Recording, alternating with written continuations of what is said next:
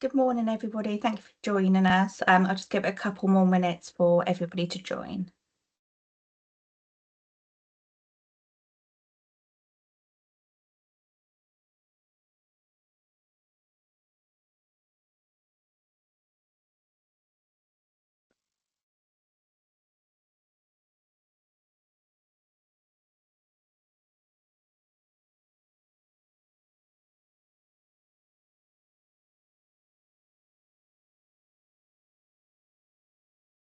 So I've got a couple of people coming in.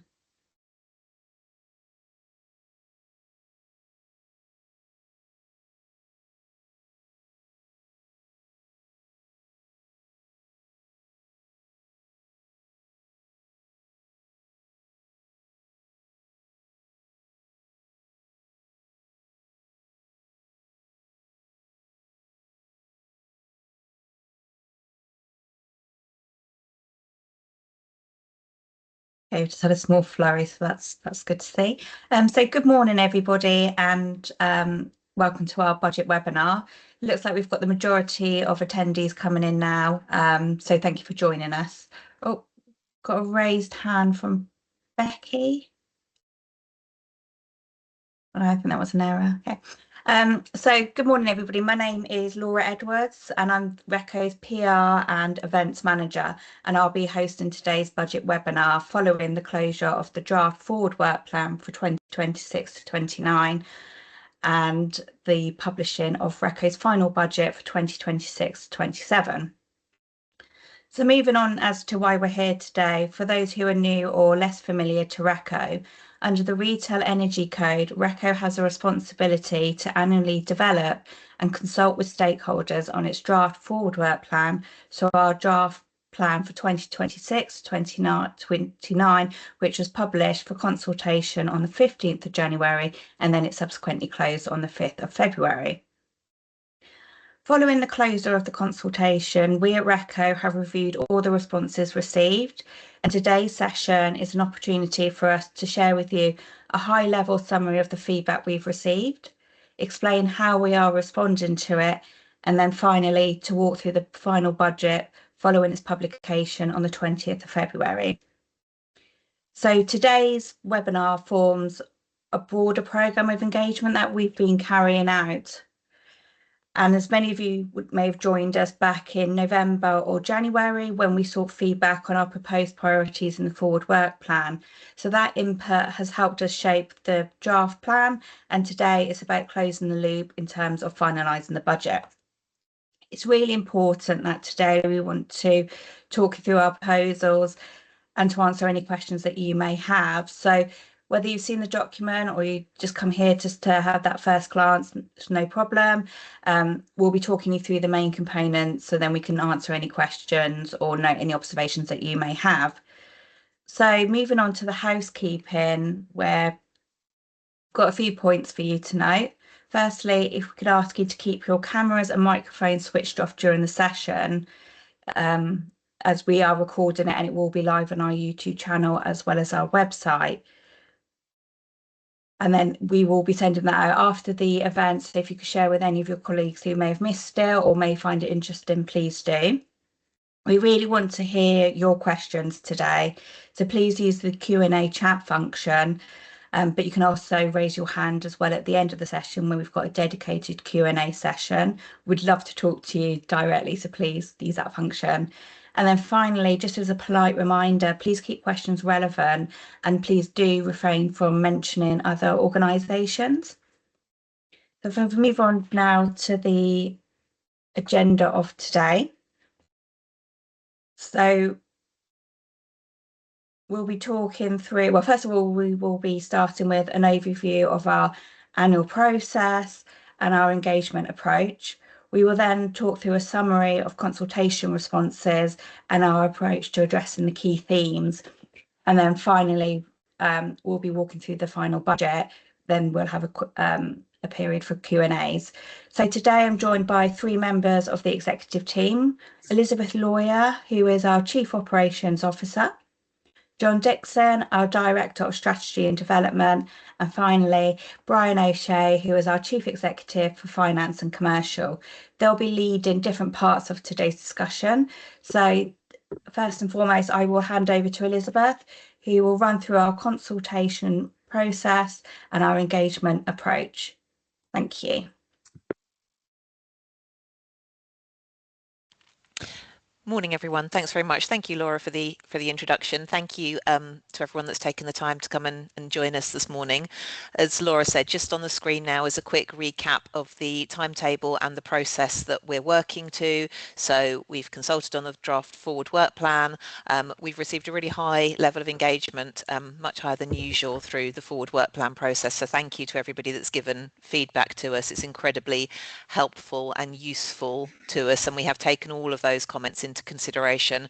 And as Laura said, John's going to be taking you through the key themes that have come back through the responses and our response to those as we go through the finalisation of that document. The board's also had time to digest and review those consultation comments and considered the feedback that has been received so far. So thank you very much for that.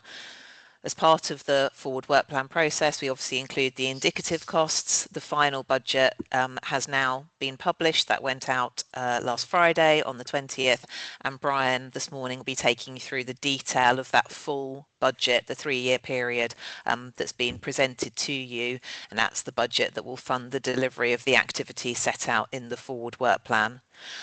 We've still got a few more steps in the process to go through, so obviously that budget is now out for your consideration and review.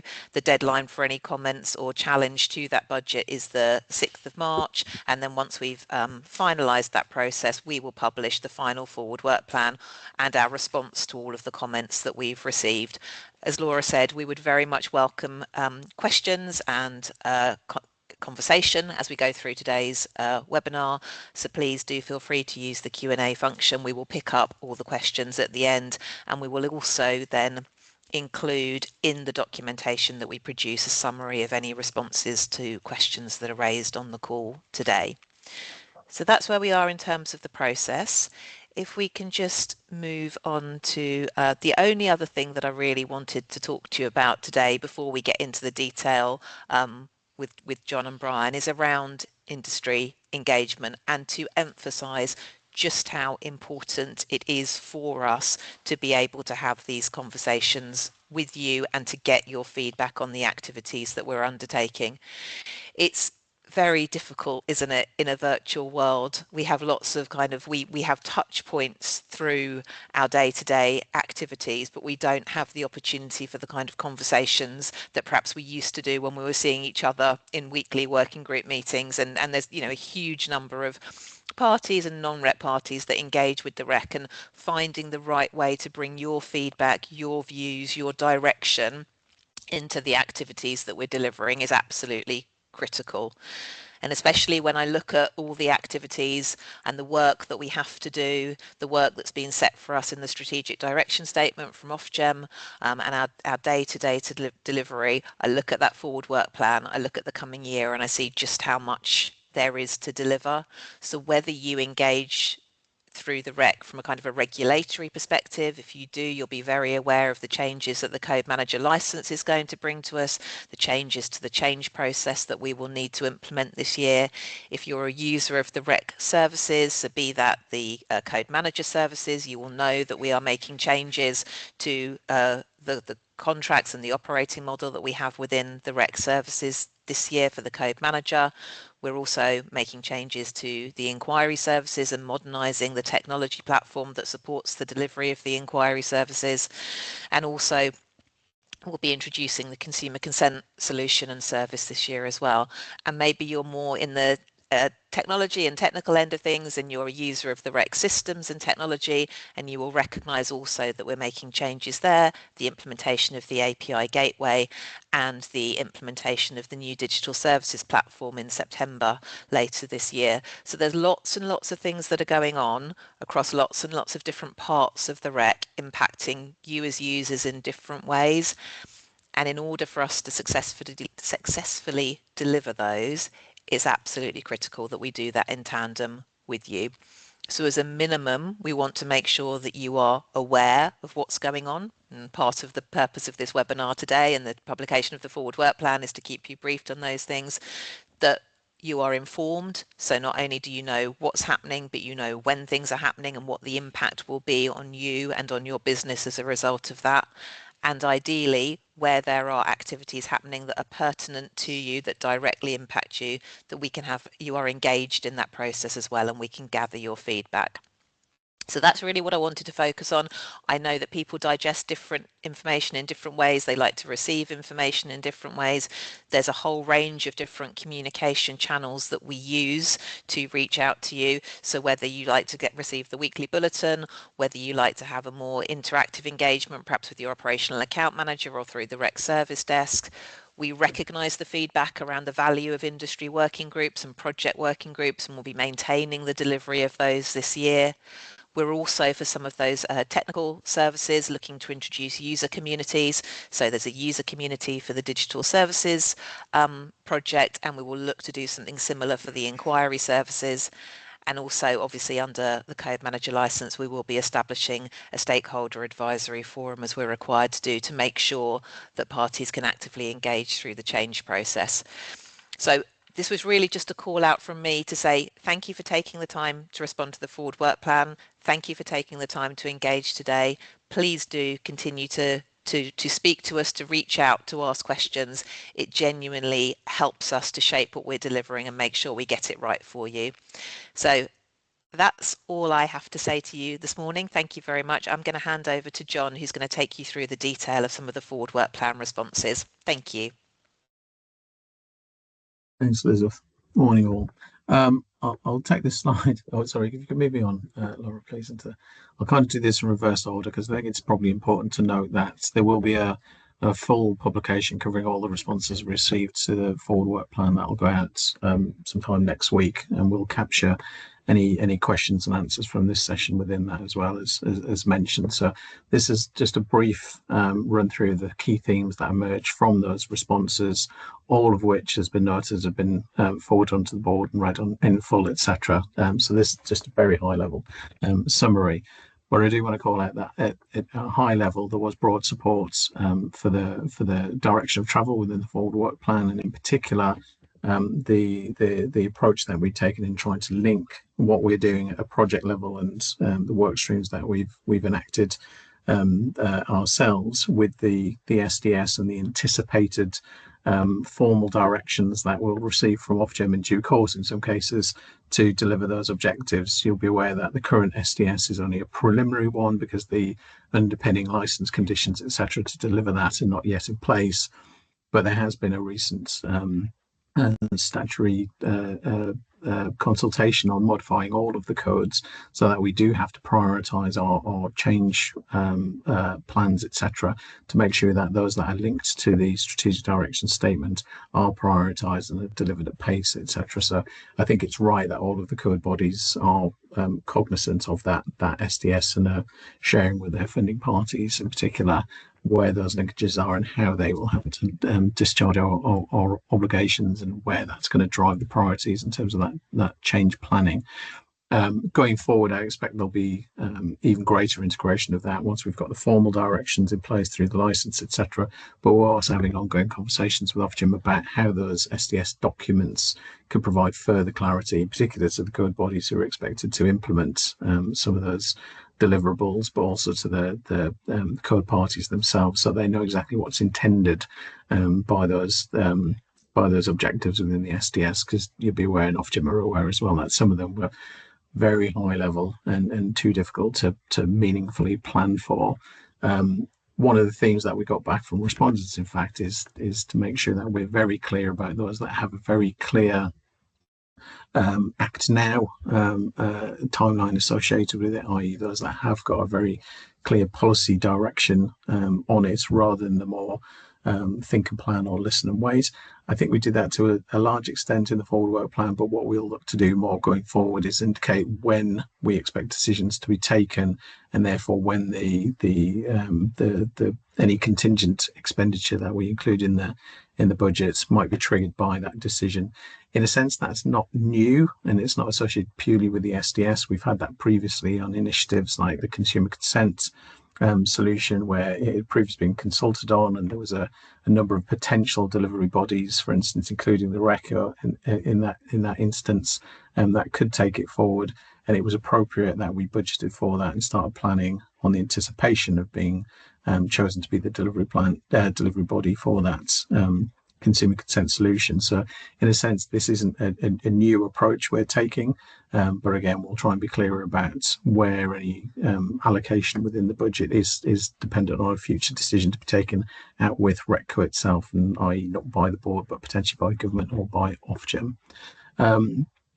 I think feeding through into that, we'll tease out again in line with some of the comments what the I suppose mandated changes are versus those that we're carrying out at our own discretion. As you know, some of the services that we provide are not part and parcel of the anticipated and common code manager services that you get across all of the codes. Some of them are very particular to the REC, and therefore have much more of a kind of REC focused decision making framework with them. And again, we've been, I think, fairly transparent in the past to tease out which of those that have been, which programs and work streams and costs are being initiated at our own expense versus those that are being required by policymakers. But again, in line with feedback, that's something we can look to work on more going forward. Brian will come on to the headcount in his section in a little bit, but it was a theme in responses as in previous years, and we are absolutely cognizant of the cost pressures that are on all suppliers, and the need for us to be absolutely cost efficient in everything we do. That ties in with the levels of transparency we have, and as Brian will touch upon, we do adopt that zero-based budgeting every year. So this is not just a year-on-year comparison. This starts from scratch each year to identify what the costs are actually justified and explain all of them. So I won't go too much into headcount there, but it's also important to note that when we publish project-specific communications, sometimes we indicate the team involved in that, and that's generally a multidisciplinary team who are delivering something, i.e. the consumer consent solution. So when you see a number of faces involved in that, that does not equate to the kind of FTE costs of delivering that project. Some of the comments have suggested that in the past there's been some confusion between what we've put out on a project specific basis versus the budget. So again, we'll aim to be much clearer about that. But generally speaking, all projects are multidisciplinary projects and only involved a small part of an individual's time to deliver it. It's not the equivalent of a headcount when you see 12, 13 faces coming at you from a slide, etc. So again, we'll be clear about that going forward. In terms of the other stuff we've had, there's been some very constructive feedback around the changes we're making to the performance assurance framework. A lot of that was necessitated by the end of the existing contracts with service providers, as was touched upon in the forward work plan, but some of that is also being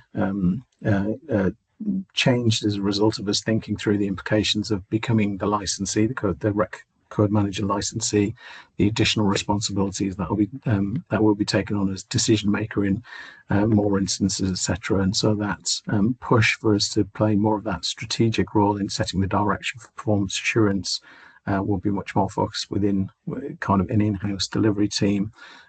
So we'll be putting out some information on that shortly, and we absolutely hear the need for that function in particular to be cognizant of the costs involved, the burden of responding to requests for information, etc., and making sure there's a greater focus going forward on the actual desired outcomes of that performance assurance activity and ensuring that it delivers value for money.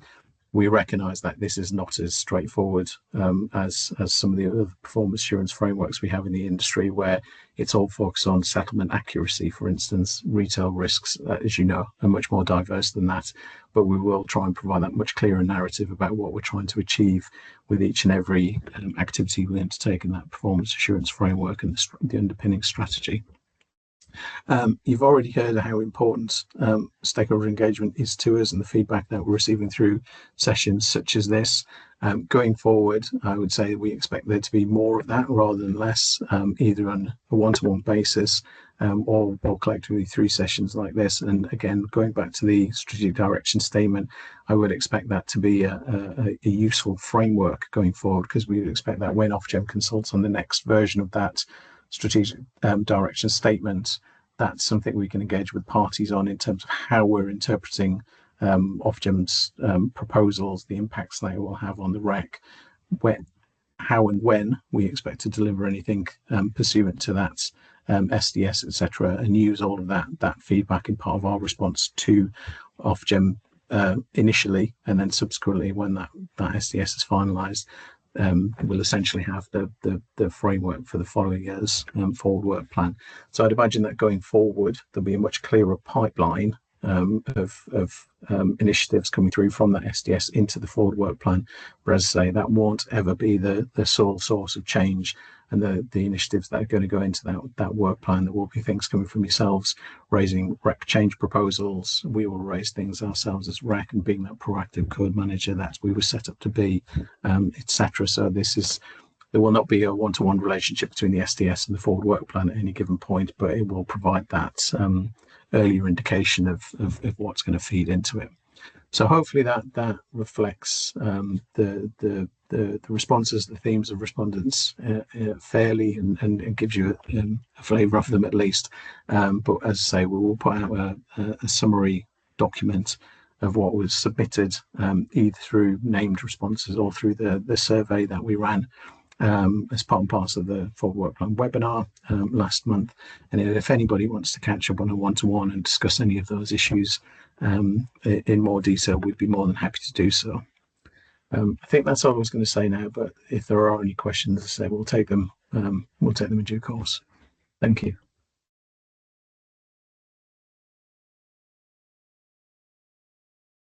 Good morning, everyone, and just I'd like to reiterate, thank you all for attending today and taking time out of your day to attend the webinar. In January, we published our forward work plan, and that set out our strategy and objectives for the planning period, and John has talked about how that links to the SDS. When we become a licensed code manager, which will happen in 2026, Ofgem will apply the strategic direction statement to us, and that will be a large determinant in what RECCo will do for the future. We then have to think about the how that's done, and the how will be achieved through a combination of the REC change process, industry engagement, as Elizabeth spoke about, giving voice to industry and what happens in the future and how it happens in the future, and then RECCo's delivery obligations together will achieve the how. Over the planning period, we have aligned our activities with the pace and the scope of the SDS. The SDS categorizes things in three time periods, very much a kind of now, next, and later, although that's not the terminology they use. And what we do when we assess our budget and planning period financials is we make sure our allowances are proportional and directly related to that pace and scope. What happens when, how much happens, and how much it costs to happen.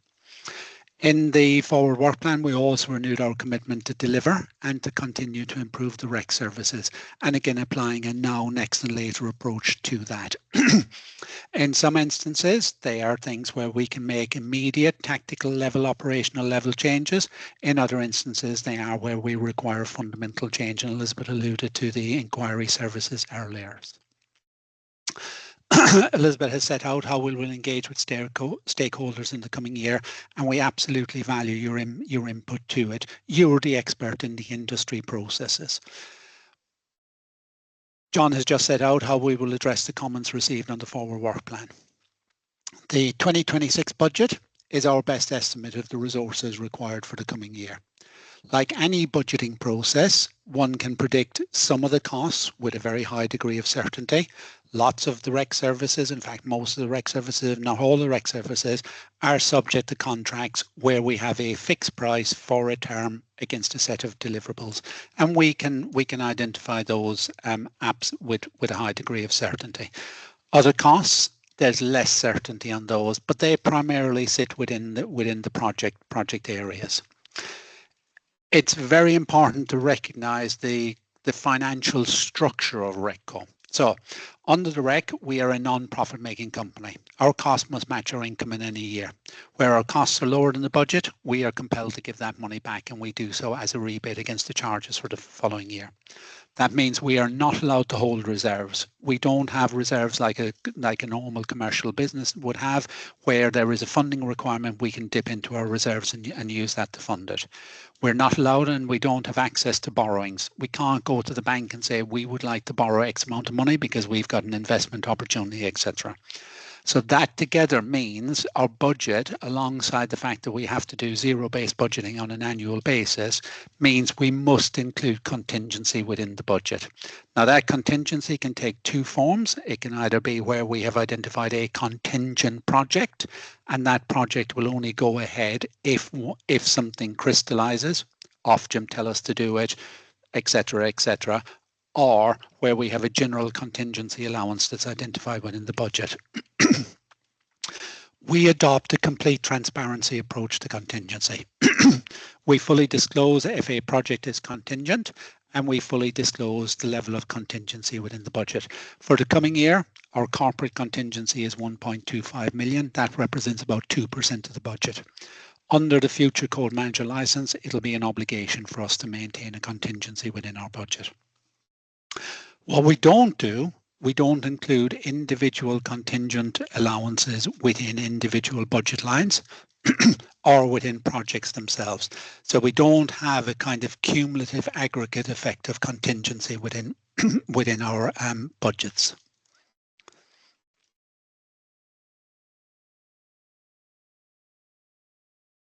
Sorry, I was just clearing my throat. So that's the planning period. And you can see over the planning period, our costs, our budget for next year is 60, I'll do the nearest rounded, 68 million, goes down to 66, drops to 61. So over the planning period, we are showing a downward trend in our costs, albeit we do have a hump going from 25 into 26, and we will talk about that in a moment. So if we can move to the next slide, please, Laura. So key elements for 26. So we've just talked about the kind of 3-year and the high level of the overall planning period and the financial projections. But now we'll just look at what's relevant to the coming year, the budget for 26. So we'll become the REC license code manager. That is going to create additional obligations on us. We will have a formal boss in that we will be a licensee and we will need to report to Ofgem. There is an additional burden that will be placed on the organisation to meet that licence compliance. Within that licence, the SDS will largely determine our direction of travel and the areas of policy and REC development, but it won't wholly define that as referenced by John. For 2026, the increase on our budget compared to the prior year, compared to 25, falls into two very distinct categories, and it's effectively split largely 50-50. The first one is DCC procurement costs. It's an exceptional cost item. We've got 5.7 million in for 2026 and a further 3.6 million in for the following year. We have included that for complete transparency, and we will pick up and I'll give a lot more detailed information on what these are, how they arise, etc., in the process for their agreement. We are working very closely with DCC, and we are working to achieve the best outcome for consumers and industry. What we have done is we have included the cost allowance within the budget, but we have also, as allowed under the REC, we have referred those costs to Ofgem for determination. But we have asked Ofgem to hold off and pause their decision whilst we develop the business case to support an extension rather than a procure option. But we have included the allowance for funding in the worst case scenario. Elsewhere in our budget, 2026 will be very much a continuation of 2025. We will continue with service delivery. Now, later, an improvement approach to services. We will continue to deliver the projects that we initiate in 2025, and there's a small number of new projects coming on stream in 2026, and they are areas identified in the strategic direction statement. One of the other things we will do is, we are now 4 years in, we're heading into nearly 5 years of live operational delivery of the RECC since it was designated in September 2021. Sorry, things keep popping up on my screen. We're evolving to a new operating model. That is we are looking to restructure our delivery capability. And we are looking to bring in the thinking in-house and the doing outsource where it is best placed to deliver that doing outsource.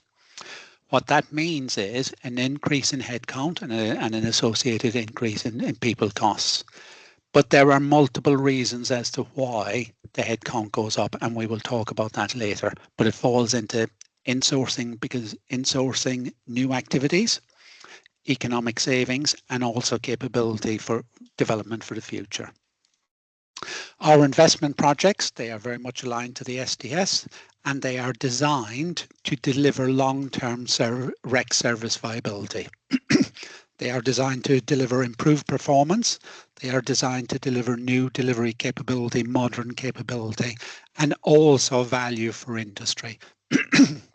Excuse me, I've got a bit of a cough at the moment.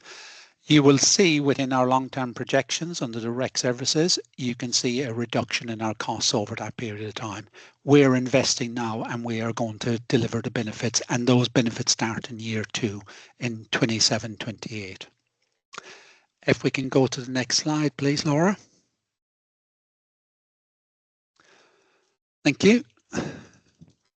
So the DCC procurement allowance. I just want to talk briefly about how we agree the costs for the DCC costs for the delivery of the central switching service. RECCo does not have a contract with DCC. The contract for the delivery of the central switching services, which are ultimately governed and controlled through the smart meter license, the DCC smart meter license, that is secured through the RECC. The RECC is the contract between DCC, RECCo, and all the other RECC parties for the provision by DCC of the service and the receipt of the central switching service by the RECC parties. As part of that, DCC also adopt an annual budgeting process for that, and they provide us in November of each year their expected costs for the coming year. We go through those, we analyze those costs, we ask our questions, we make sure those costs are cost reflective, not overstated, etc., etc. Don't include contingencies and so on. And we agree those operating costs for the coming year. In the event that we disagree with those costs, we have the right to refer those costs to Ofgem. The operating costs for 26-27 are largely in line with the prior years. They reflect the contract costs that DCC have and the level of resource needed to deliver the service to industry.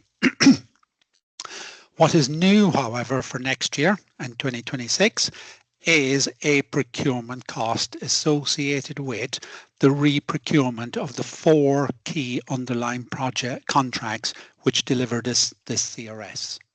Those contracts expire in 2027, and DCC, reflecting a prudent approach within their ex-ante submission to Ofgem, included a £9 million procurement allowance to re-procure those contracts. Those contracts they only went live in July 2022, so they're not even 4 years old yet. The alternative option to a full re-procurement, and I just want to be clear, is that £9 million cost reflects a like-for-like replacement. And it assumes that the contracts would be replaced like-for-like, the services will be replaced like-for-like, wouldn't be an improvement in performance, etc., etc., other than what would naturally occur with the movement in technologies over the last few years. The alternative to that, and this is fully within DCC's control, is to extend those contracts to 2029 on their same terms and conditions. RECCo and DCC believe that the extension option is the better option for industry. It's the better option for consumers. We get to roll forward and we don't have to spend £9 million. However, ultimately the decision around whether to extend or procure would fall with Ofgem through its price control mechanism in the smart meter license. Consequently, DCC have adopted a prudent approach and have included the value within their ex ante. What we have had to do is back that off within our budget, because should the decision, and we don't think this would be the right decision, but should the decision be taken to re-procure the services, then DCC would seek to recover that cost from RECCo. We would need to have the money available to pay for it. We are working closely with DCC. They are developing a business case to support the extension option. We expect that business case process to be concluded by the end of May, and we expect that business case to be submitted to Ofgem to demonstrate that the extension option is the right option and consequently a revision to the ex ante submission. The costs associated with the extension option significantly less than the re-procurement option. We will know that outcome in May. What we will do then is we will immediately alter our charges, assuming that the extension option is adopted. We will alter our charges in July to return and reduce our charges to industry, reflecting the reduced DCC cost of extension. So if we can move on to the next slide, please. So now we're getting into the numbers for 2026. So the draft budget for 2026 is 68.14 million, and this is higher than 2025. And that broadly, that increase compared to 2025, broadly split 50-50 across the impact of the inclusion of 5.7 million for the DCC procurement and the balance associated with an uplift in our core activities. That uplift in our core activities compared to 2025, we were largely expecting that, and we were always expecting that our budget for 2026 would be higher than our budget for 2025. The uplift is not materially different from what we expected and what we disclosed in last year's forward work plan. Nonetheless, that's the kind of the confirmation of we were expecting this. Industry is interested in, are you incurring the right costs? Are you getting value? And are you doing it at the right time? Pace, scope, proportionality. So I've talked about the CSS procurement. We've included it for full transparency. If we're not going to incur it, we will back it out and we will reduce our costs accordingly. For our core activities, the key drivers for the increase on that is associated with that we will become the licensed RECCo manager. We will have additional reporting obligations, additional compliance obligation, and there is an associated uplift within our headcount of 1 FTE associated with taking on those.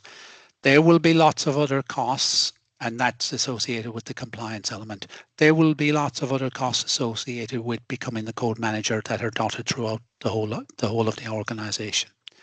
We're also taking on new delivery obligations, whilst we have got the obligation to be the delivery body for smart SSES tariff interoperability and the delivery body for consumer consent.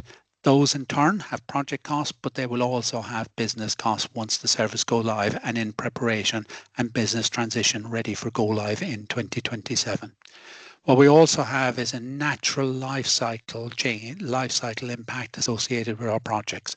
Some projects in 2025, they were in the design phase.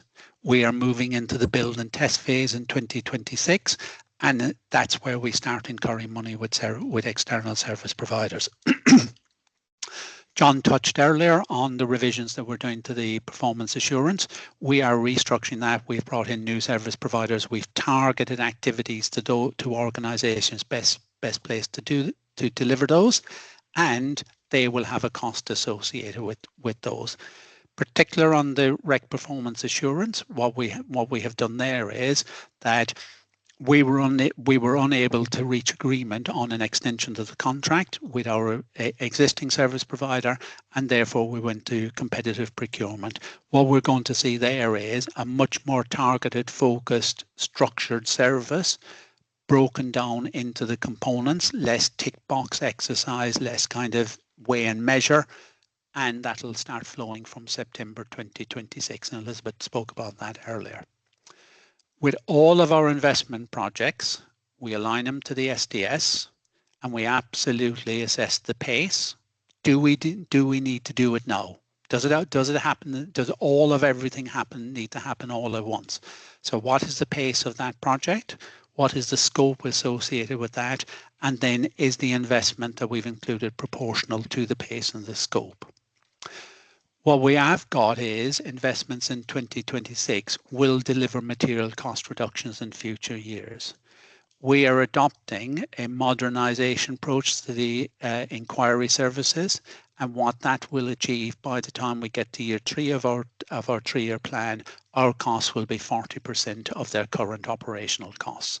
So we're investing now new technology for the future, new ways of working, and it drives a new location delivery, and that drives significant operational benefits into the future. If we can move to the next slide, please. We've included this slide, and we've got it also included within the budget, and it's designed to show that how we spend the 68 million. Where is the 68 million spent? And it's spent essentially in three areas. There is 62% of it, so £6 out of every £10 spent. That is spent on service delivery, direct services, the management of those RECC services, and the evolution of those RECC services. The next £3.20 out of every £10 is spent on transformation delivery, and that could be associated, and that will be associated with either an existing RECC service or a new RECC service which is going to come on stream. Consumer consent will become a RECC service. It'll be set out in the RECC. There will be a RECC schedule. There will be a service description for it. It will be subject to the same governance that the inquiry services is subject to, that the ETOS TEF service is subject to, etc., etc. They will become RECC services. And then the final bit, which is about, if my maths are right, 60p in every £10, they are company costs, and they are the classic costs associated with operating the company, be that risk management, be that HR, be that staff training, etc., etc. So that's how we've broken those costs down. If we can move to the next slide, please, Laura. So now we're going to get into, we've kind of covered how it's going to look over the 3-year period. There is a declining cost profile for RECCo over that period. There's a hump from 25 into 26. But that reflects the natural life cycle of the projects, and also reflects the inclusion of the exceptional cost for the central switching DCC procurement. But thereafter, the costs start going down. So the RECC services, they are the services which RECCo, the RECC is very, very clear. It says RECCo shall have responsibility to procure and deliver the RECC services. It's absolutely there in black and white. So they are the services that we have to procure and then ensure they are delivered to enable the market to operate. They cover everything from the central switching service procured through the RECC, through to the inquiry services, through to the energy theft tip-off service, through to the theft calculator, etc., etc. Excluding the CSS procurement to DCC procurement costs, the costs in 26 are not materially different to 2025. That largely reflects the contractual nature of those services and the stable nature of those services. If we exclude the CSS procurement costs, the costs actually start reducing over the period of time. They go from 38.75, 39, drop out to 3.9, down to 33.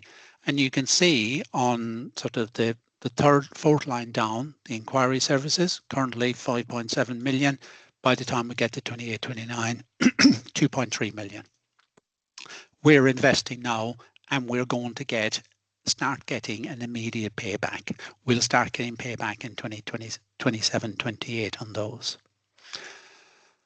The services are aligned to our intelligent sourcing model. So every time we have a requirement for a service, either through a re-procurement activity because the contract has reached its term, or it's a new service, we initially look at how and where is it best placed delivered. Do we wholly outsource? Do we solely insource? Do we have a combination? Do we have a combination of both? We then, for procurement, we have our procurement principles: competitive procurement wherever possible, non-evergreen contracts, etc., etc. We structure service delivery to ensure we achieve best value. We tie people in for an initial term, but we secure the future for further terms through a unilateral right to extend. So if the service is working really well after the initial term, we'll extend it. If it isn't, we're not tied in for 5 years, 7 to 10 years. We might be tied in for 2 years, we might be tied in for 3 years. As I said, the benefits of the 2026 investment project start flowing from year 2, and you can see that on the inquiry services. Now, if we look at some of the longer term planning assumptions, what we have included, and you can see there is a line in there which identifies. Let me just see where it is. Sorry, I can't see. I'm talking about a different slide. So what we do in our long-term planning assumptions is we assume the introduction of services to support flexibility market. That is the direction of travel. That is where it's going. There are certain services potentially being earmarked for RECCo, so we have built that in, and that's built in primarily in our data, in our flexible market services line. You can see there's none in 26, 27, 2.5 million, 2.6 million, and that reflects the indexation. We will continue to invest in theft and metering. In 2025, we had planned to deploy a new theft service, but because our key and unique service provider was unable to contract for the long term, we were unable to deploy that. What we weren't prepared to do was accept second best. So we said, no, the trial demonstrated that it was viable, but only viable with that service provider. We're not going to accept second best. We will shut that down, and we will develop alternatives on theft. Our working assumption is that pounds for pylons will evolve into a service over time.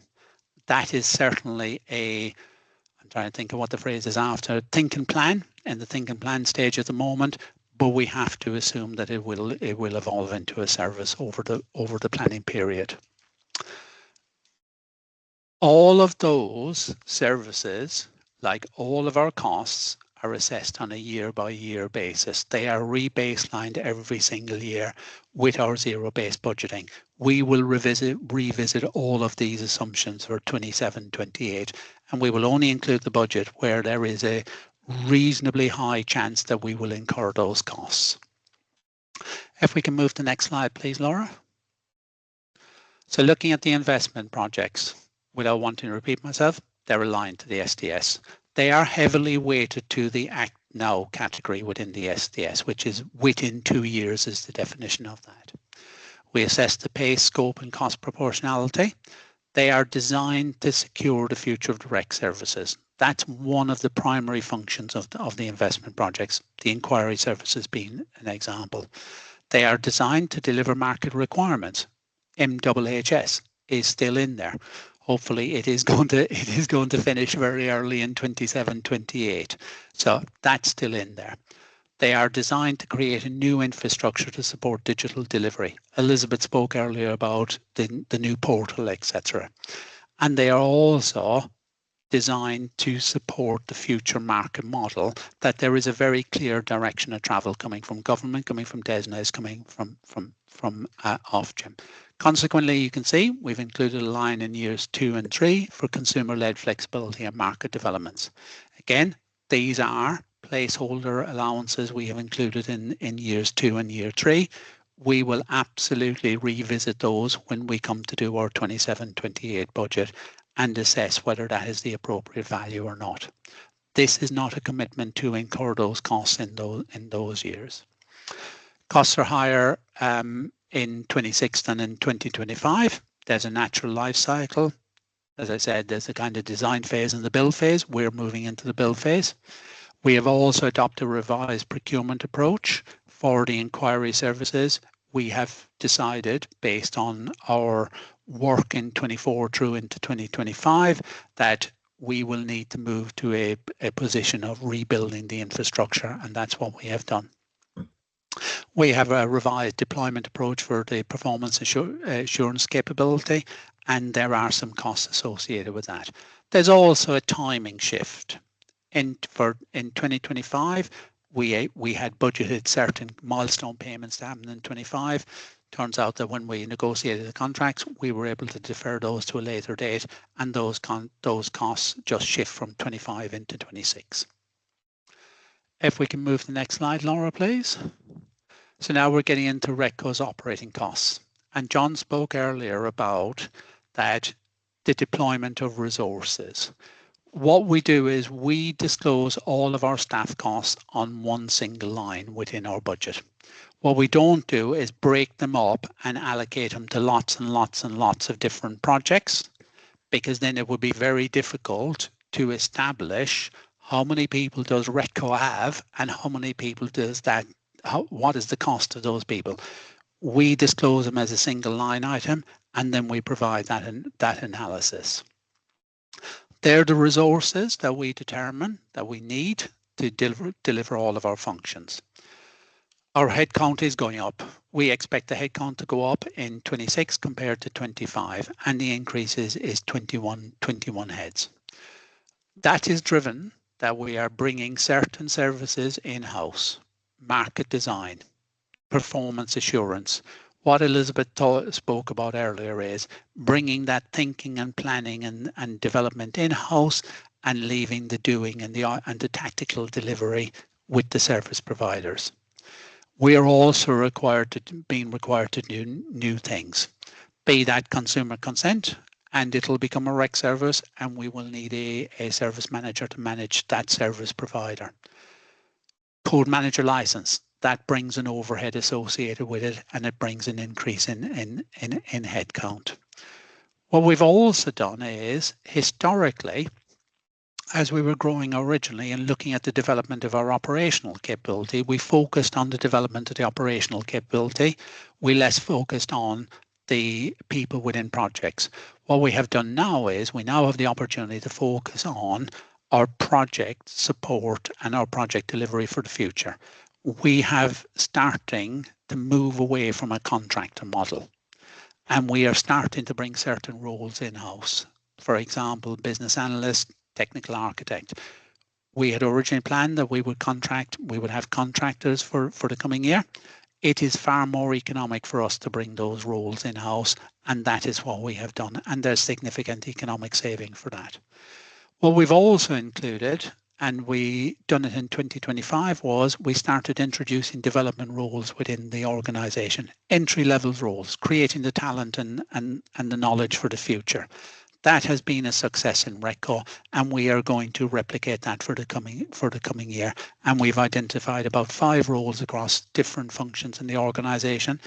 Bring those individuals in, give them all the skills and experience that we all have, and then they can continue to support the industry into the future when we've all gone off into the sunset. One of the other areas that we got feedback around was our board and their activities. So our board is structured to ensure that it meets new code manager license requirements. There is strict rules within the code manager license requirements regarding the structure of the board and the independence of the board, and our board is fully compliant. What it also does is it meets corporate best practice.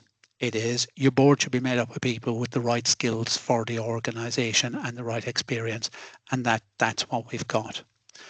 In the coming year, and Elizabeth spoke about it earlier, we are going to have increased transparency of board governance. We conducted a board effectiveness review in the back end of 2025, and we're already deploying the actions that have come out of that. There will be increased engagement from our board through the stakeholder advisory forum and also through board level communications. And you will see we have just published the first revised version of our board highlights from our chair. So we are absolutely committed to that. Industry want to know what the RECCo board is doing to deliver its obligations under the REC. Our operating costs, they're the day-to-day costs to run the company, develop our people and engage with industry. If we can go to the next slide, please. And this is the last slide. So change in contingency. Just to reiterate, we don't carry reserves. We're not allowed to carry reserves, and we don't have access to borrowings, and we're not allowed to have access to borrowings. We cannot stall REC change. If industry wants something to change in the REC, and industry has raised a change to the REC and it requires an update to a REC service, we need to have the money and funding available to fund that. We can't say, sorry, industry, you're going to have to wait a year until the next budgeting round. Consequently, we budget on a prudent basis. There's an element of prudence within our budget, but again, we're open and transparent on that. There is two areas where we could say one is a big C, which is a contingency allowance, the 1.25 million. There are very strict rules within RECCo and very strict schema delegated authority associated with the use of that. Over a certain limit, it has to go to the board. It can only be utilised below that limit through CEO approval within RECCo. It's 2% of the total budget, and we've maintained it at 2025 level. The other area where we do create a contingency, it's back. The other area that we do create a contingency is in the change investment, but that's contingency with a small c. It is designed to fund functional changes to the REC, functional and non-functional changes to the REC. It is not there as a slush fund for RECCo. It is not there to fund shortfalls in staffing. It's not there to fund shortfalls in operating costs. It's not there to fund shortfalls in project costs. It is absolutely there to fund change, and change driven through the REC process, and change driven by RECCo to the services. We have maintained the 2025 level of £3 million, and we're going to spend most of the 25 level that we have, that 3 million. We're going to spend quite a large chunk of that in this current year. We show an increase in later years. That's very much a holding allowance at now, and it reflects the introduction of new services in 27-28. We will have the performance assurance regime that'll kind of be 6 months in on the 1st of April 27. We will have consumer consent going live on the 1st of April 27. We will have tariff interoperability going live on the 1st of April 27. So we have included an uplift on that. But I've said before, we will have to do a zero-based budgeting approach for 27-28, and we will revisit whether that 4 million is the right number. I think that's me done.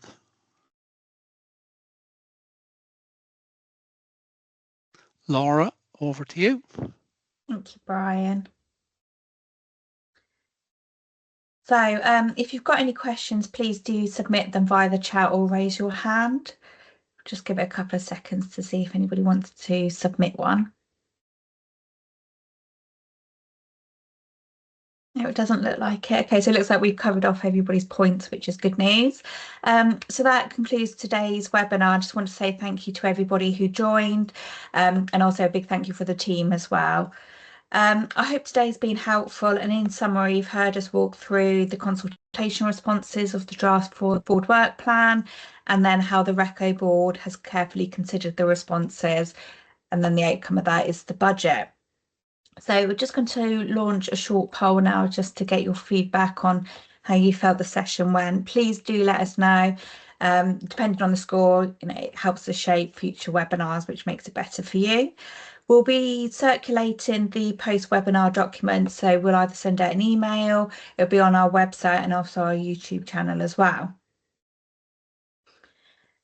In the meantime, if you do have any questions or just want to submit any comments, we've got Brian's contact details on the end page here, so please get in touch with them or another member of the team. So I think that looks like we're there for comments. We've not had any come through, so I'll leave it there for today.